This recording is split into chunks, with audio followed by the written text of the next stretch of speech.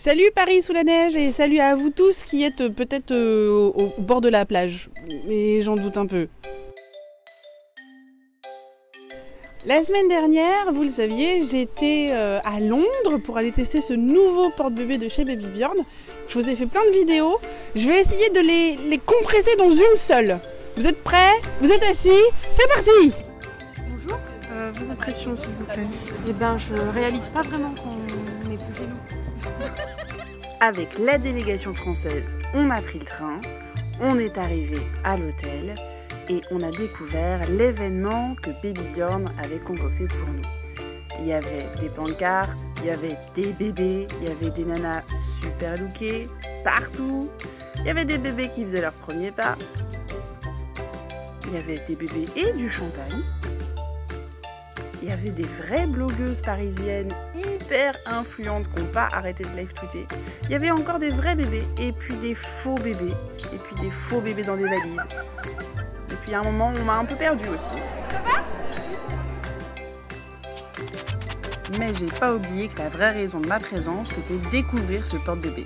Ce qui est important du coup, c'est d'ouvrir les deux zips de l'assise. Alors, le plus facile pour commencer, c'est d'avoir une boucle déjà mise. Je prends bébé. Attention, il vient de manger, hein. Je le fais glisser à l'intérieur. En mettant du coup les jambes de part et d'autre de l'assise. Je vais venir fermer les boucles.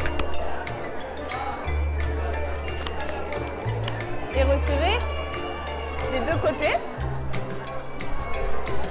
Et ensuite, on vient sentir le nouveau-né, s'il est bien assis à l'intérieur, on peut tirer en haut pour justement que le tissu se mette bien tout autour de lui. Et, très important, on resserre le support de tête. D'accord. Et là, ah oui, il est super bien maintenu. Normalement, il aurait ses petites mains ici. Ouais. Il serait un petit peu plus arrondi si c'était un vrai bébé. Mais, Ouais. et on sent bien que là, il n'y a rien et que du coup, ça pourrait être arrondi s'il le voulait. Et on est bien dans l'assise, on a une belle assise ici. Voilà. Alors, Eh bien alors c'est une bonne surprise.